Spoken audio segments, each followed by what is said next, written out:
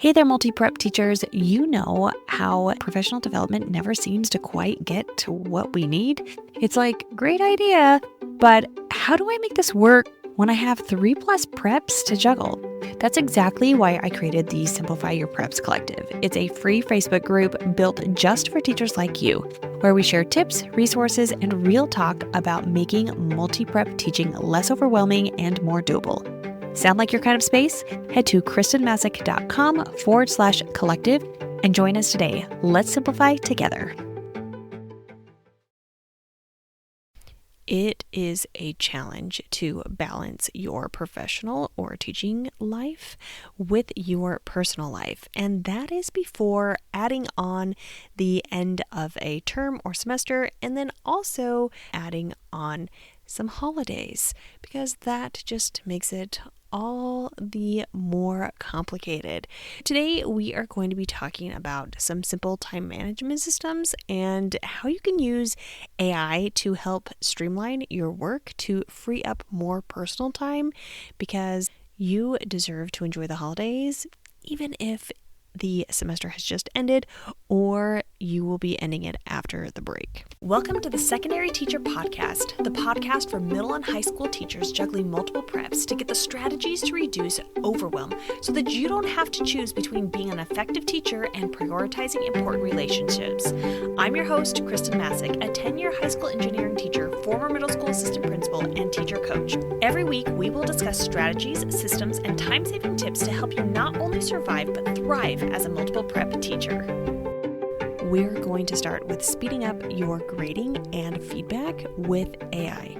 Now, before we get too deep into this, I do want to preface it saying that if you are using student information, any information, there is always FERPA, but then there's just some sketchy things about whether or not things are protected when it comes to AI, because AI is learning from it. You will want to make sure that if you are specifically using any student samples, that you are using a tool that is protected and protects your students' privacy. But I do want to share some ways that you can work around that. If you are wanting to give feedback to a student or students who tend to be making the same errors, you can be using a language-based AI tool as your assistant to come up with feedback that's specific about those errors that you continuously see over and over again. You could embed that into a rubric, or you could just give them that feedback. Now, that's one way. One thing that I have learned in my many years of teaching is that students don't tend to read my feedback. I don't know if I would take that amount of time to go through and write the feedback. Even using an AI tool, it would make it faster. I just don't know if that is the best way to still use your time. What I would do is I would have your students interact with an AI especially if they're having to write something or put something together. Now, once again, it needs to be something that is going to be able to protect their privacy.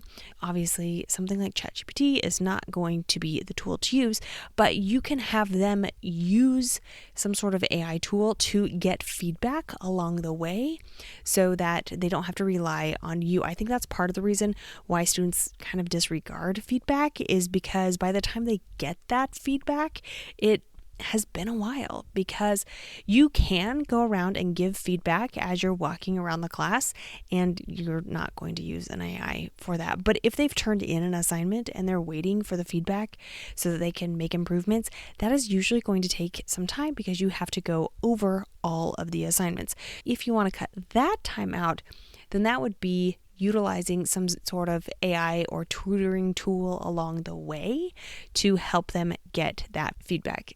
It's kind of sort of related, but at the end of the semester, you may or may not have to give progress reports, some sort of verbal or written information for your students. I personally never had to do that at the secondary level, because that would have been way too much, probably like 180 plus different things to type in.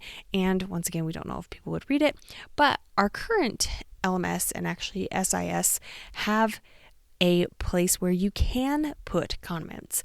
Now, remember, there are so many different classes that students are taking, and for my elective folks, so if you are an elective teacher, this is a place where you can tap into and utilize that to help recruit for next school year. If you're ending this semester and your students are not continuing on, you could put a comment within each of those comment areas within your gradebook so that students can see it. And because most people have so many students, they're going to have very few comments on their report card, and so it will draw their attention. You could write them all individually and just target certain students, but you could also specifically target students and maybe have AI come up with a few different scripts. One thing that you'll want to know is that some of those comment boxes are limited by the characters.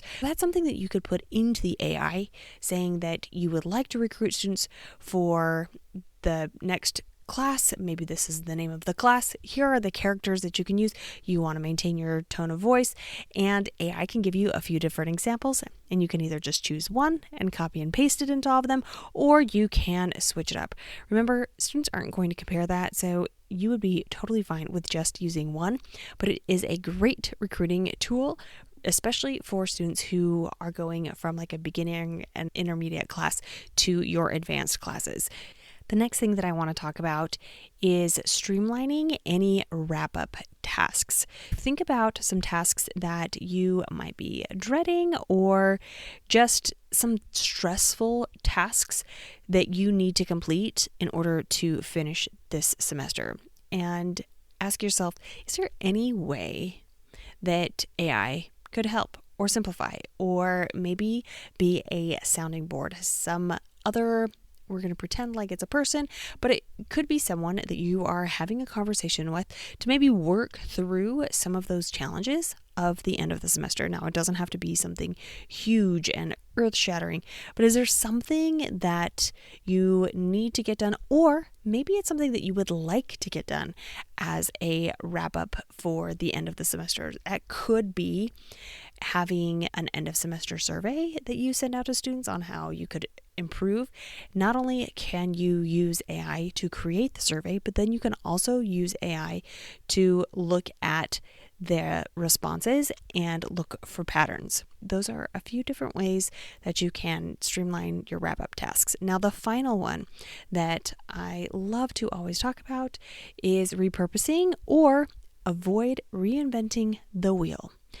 When it comes to finals or projects or end of course assessments or anything, especially if there are ones that you are administering to your students, you do not need to come up with something all on your own. You can give all of that information from the previous units into the AI. You can ask it to come up with something that's cumulative. If you haven't already done something like that, you can also look at how to create choice boards between different concepts or units throughout the semester. You can also have AI come up with one thing that could be generic, but it is specific enough that could be used for all of your different preps. It wouldn't involve as much task switching for you when it comes to grading it. Avoid reinventing the wheel. Go ahead, look at things that have worked well in the past. Maybe it was an assessment in one prep, but went really well, and you would like to apply it to your other preps. Get some help from AI as your teaching assistant to figure out how to do it. Give it some information, give it some data so that it can help you troubleshoot that so that you can recreate that in the future. If this episode was helpful to you, it could be for others. To help spread the word about this podcast, take a screenshot of this episode, add it to your IG stories, and tag me at Kristen Masick, KHRISTENMASSIC. Until next week.